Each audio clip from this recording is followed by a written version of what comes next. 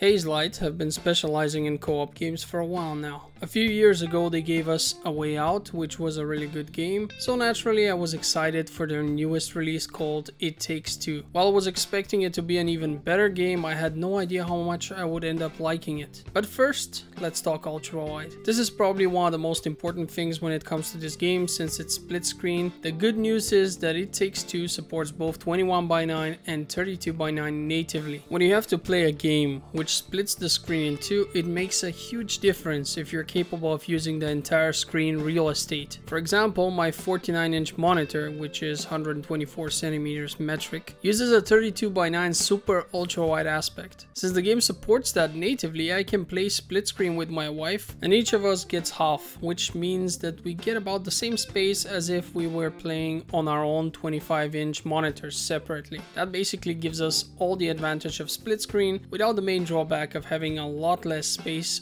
on the screen for each of us. As you can see in this recording, the game also looks great in 21:9. Let's move on to the actual game. The story introduces us to May, Cody and their daughter Rose. The relationship between the parents is strained and they have decided to get a divorce. Their daughter is naturally unhappy about it, so she turns for help to a book about relationship advice. As she's crying over two dolls which resemble her parents, her wish triggers some sort of spell and they awaken within those dolls. The book has come to life as well and explains that it will fix their relationship through couples therapy. This is where the adventure basically begins. It's also where I have to address my pretty much only two criticisms of the game. First, as you select your character, the physical side of the screen occupied by the female and the male is set in stone. May is always on the left side, Cody is always on the right. This is hardly a big deal because all you have to do is switch places with your wife and then the problem is solved, but it's something that I found a bit annoying because normally I sit on the left side. The next point which I have to address is something that did not bother us particularly because we were playing the game in split screen offline with a single copy of the game. However, I have to mention the fact that you will be seeing the split screen even if you played online with someone who has a second copy of it. Yes, this means that if you have two copies of the game and everyone was playing on a different computer or console for that matter, they would still have the split screen and see both characters separately as though they were playing together in the same room. It's what people refer to as forced split screen. I can only assume that this was made in order to help the players coordinate their actions better, since it really helps to see things from the perspective of your partner while doing some of the puzzles. The problem is, I don't see this as a critically important thing to beat the game. They could have solved it so much better by simply giving you the option to choose if you want to use it. Alternatively, they could even have made one of the buttons, of which there are enough free ones, in real time so that you can trigger or rather activate whether you see your partner and what they see or not. I can see how people who are playing the game online might get annoyed from the forced split screen, and I think this solution would have been really effective. With that having been said, I will now move on to the second part of the review where I talk about the game's many positive traits. First of all, the game is mainly a platformer, so using a gamepad is pretty much a must for optimal control of your character. Luckily, both PlayStation and Xbox gamepads come with their respective prompts, ensuring that no matter which one you have, you're always taken care of. And while I did say platformer earlier, it hardly covers the many different gameplay styles offered by It Takes Two. The devs really have put a lot of effort into bringing variety and it pays off big time. Within the 16 hours it took us to beat the game, we had to work together in so many different ways. One moment you're flying an airplane while your better half is fighting a squirrel on top of it, Street Fighter style. Then you solve some gravity puzzles in 2D. Then you control the flow of a vessel while the other player shoots mines and enemies along the way, and so much more. The game practically gets you through all kinds of genres and level types, and it's honestly fantastic. In addition to all that, It Takes Two constantly introduces special minigames which pit you against your partner. These are simply for fun and not obligatory, but well worth it, and to top everything off, you get to fight bosses as well. The levels are creative and simultaneously incredibly enjoyable to both traverse and look at. The excellent music only adds to the enjoyment. Now let's talk about our two protagonists. Cody and Maya are a very unusual couple. She's the breadwinner in the house while he stays at home and takes care of the house and their daughter for the most part. The story presents him as both the dumber and more emotional of the two, and her as the head of the family who is much more rational and grounded. The good news is that May too has flaws, and ultimately both of them are neither superheroes nor shining beacons of moral convictions. While they are puppets, they will manipulate, fight, and steal their way through every problem they encounter. encounter. I liked that since it presents them in a more realistic light. While their choices are questionable at times and even completely immoral in some instances, it also gives them lots of room to grow and improve as their adventure goes on. All characters, be that our protagonists or any of the other toys and animals they encounter, are voiced by really talented voice actors who really bring them to life and make both the humor and the story's darker moments that much more convincing. The game is clearly targeting a more mature audience, especially when you consider the jokes and the topics discussed within it. The book therapist, whose name is Dr. Hakim, both guides and tests them while trying to fix their marriage and relationship. His role in the adventure is just as important as that of the protagonists, and we had lots of fun traversing the worlds he created for us. The devs clearly wanted couples to play their game, but naturally you can have just as much fun playing it with normal friends as well. When it comes to the difficulty of the game, it's quite low. My wife generally hates platforming games with a passion because she is really bad at them. It Takes Two, however, posed no problems, with a very few instances where we actually had to try multiple times in order to manage. What really helps is that the game is both really forgiving and fair. If one player should die, they simply respawn within 3 seconds. If both players die at the same time, a checkpoint is loaded, but even then the checkpoint is always really close. The bosses have phases and each of them triggers a new checkpoint as well. In the 16 hours it took us to beat this game, there was literally never a moment where we felt frustrated from its gameplay. Being able to use so many different gameplay styles while keeping things simple and fun is a monumental achievement, the likes of which I have honestly never seen before in a co-op game. And while the story won't win any awards for originality or depth, it still serves its purpose and manages to take these two characters, who are generally not very likable, and create a connection between them and the players, which is strong enough to make them care. There's a lot more I want to tell you, but I don't do spoilers, so you will have to take my word for it. The story will manage to make most players care about Cody and May. The dynamic in their relationship is odd to say the least, but when you strip it to its core, they're a nice couple and work well together. I did mention the game's humor, but besides that, which is offered from the story itself, the actual gameplay offers just as many possibilities to laugh.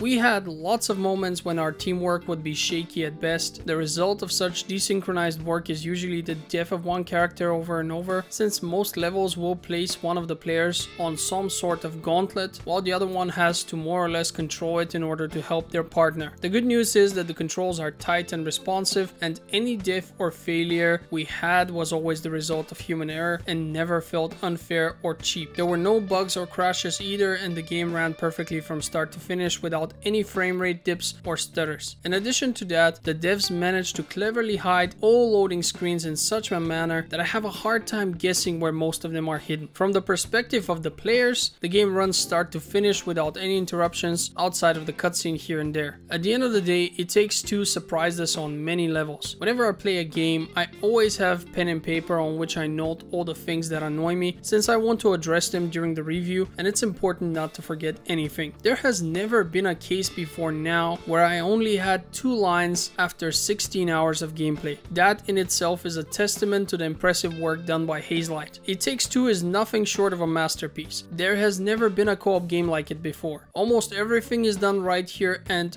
of the 2 points I have addressed at the beginning of this review, one didn't affect us at all since we played local co-op, and the other one was an insignificantly minor inconvenience. The good news is that they can both be solved easily as well, so if anyone from Hazelight watches this review at any point, please consider them for the next release. This is the perfect game to use as a gateway drug for your girlfriend or wife who is not into games. Not only will you share hours of fun together, but you will also introduce her to many different types of gameplay and can then conclude which sections she liked the most. You can then offer her to play some other games of that kind, and boom, you now share a hobby with your better half. Regardless if you play it with a romantic partner or just a friend, I can recommend this game pretty much to anyone who is looking for a fun co-op experience. You don't do anything wrong, especially considering the fact that the game only costs €40 on Origin, and thanks to the so-called Friends Pass, you can invite one friend who can play the whole game with you for free. I've heard that some people who have purchased the game on Steam have had some problems getting it to run, since it still needs Origin in any case and you have to use both services. This is a rare issue, but in case you don't want to be one of the unlucky ones who have to deal with two launchers running at the same time, just buy it directly from Origin and save yourself the trouble. With that having been said, I would like to thank you for watching my review to its end and want to remind you that I publish links to all the free games I can find on my Patreon page, the link to which you will find in the description of this video. It's worth taking a look from time to time. The posts with the free games are all public, so no need to donate anything to see them, although supporting me on Patreon is always appreciated and potentially rewarded with merchandise. Thank you for watching Game Filter, and I hope to see you on the next one.